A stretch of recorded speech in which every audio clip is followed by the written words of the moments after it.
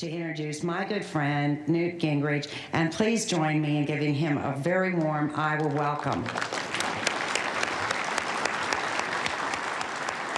Testing the waters for a run at the White House, the former Speaker of the U.S. House of Representatives appeared in front of a crowd of about 700 in Des Moines, Iowa this week as producers and equipment suppliers met to discuss the future of biofuels. One of the main topics of conversation was the approval of E15, a mix of 15% ethanol and 85% gasoline. Is to develop an environmental solutions agency to replace the Environmental Protection Agency. The Environmental Protection Agency gets everyone to say, no, you can't do that because. And they really do, they are really in many ways hostile to all new technology, hostile to local community control, hostile to the business community, hostile to the marketplace. Please welcome Senator Santorum. Former Pennsylvania Senator Rick Santorum, also considering a run for the President of the United States, defended his early opposition to ethanol subsidies. We weren't quite sure that this was real, that this was not just another way, for another farm subsidy. It didn't sound like at the time it was a particularly efficient way of creating fuel, and we looked like it was going to have to heavily subsidize it sort of forever, and that it didn't really make sense. After 9/11, I turned around and said, okay, I'll support you doing this. Those subsidies include a tax credit for blending the predominantly corn-based fuel with gasoline, known as the blender's credit, which is currently 45 cents for each gallon of ethanol mixed with conventional fuel, has come under fire since it was first adopted.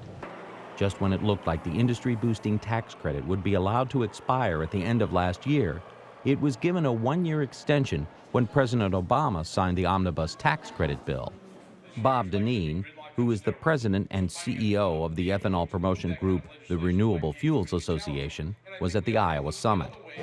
Well, given the amount of artillery that was coming in on the ethanol industry over the course of the summer and fall, I think we dodged more than just a bullet, because quite frankly, people are throwing everything they can at the ethanol industry these days. The food companies apparently don't like the fact that we're, increasing the price of grain. The oil companies don't like the fact that we're taking more and more of a barrel of oil away from them. So there are lots of folks that like the status quo, that would just as soon have the ethanol industry go away. Tom Bias, CEO of Growth Energy, another ethanol promotion agency, also was in attendance. Bias sees great days ahead for the renewable fuel. It's exciting to see all the people involved in renewable energy and all the benefits that really come back to the consumer, both here in Iowa and nationally. And we're certainly out there advocating to help this nation even more with the renewable energy that we produce today. Ethanol is currently about 10% of our fuel market. We can be more. Reduces our dependence on foreign oil, creates jobs right here in America that can't be outsourced, and improves the environment. Iowa only trails Brazil and the rest of the United States in the production of ethanol. While ethanol normally receives most of the biofuels press, biodiesel's future was included in the summit's agenda.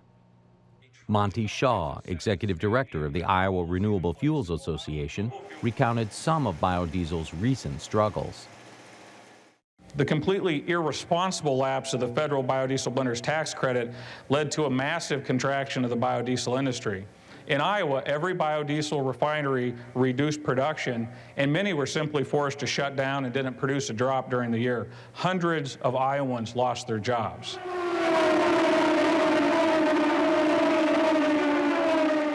One of the promotional coups for the industry was getting the members of the Indy Racing League, or IRL, to run their multi-million-dollar engines on ethanol. NASCAR will join the IRL in using the renewable fuel starting with the 2011 running of the Daytona 500. That this particular fuel is really right for what we do. And this is something that we're really proud to talk about, represent, and I call move the needle and put it in people's attention. Racing legend Rusty Wallace, who is a team owner and has an interest in several racetracks around the country, was the keynote speaker. He told the audience that his racing team has used E30 in his team's race cars and received a performance boost without any harmful effects to the expensive engines.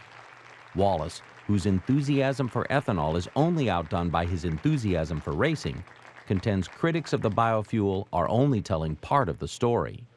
Ethanol, if they think there's anything bad, the good far outweighs the bad. And it's going to run great in your car. There is no negativity about what's being put in your car. I've heard about, oh, it makes water and screws the car up, corrosion. That's a bunch of baloney. You know, I heard it really kills my fuel mileage terrible. That's a bunch of baloney. The people are just, unfortunately, just so undereducated, and some of the information they got is just flat wrong.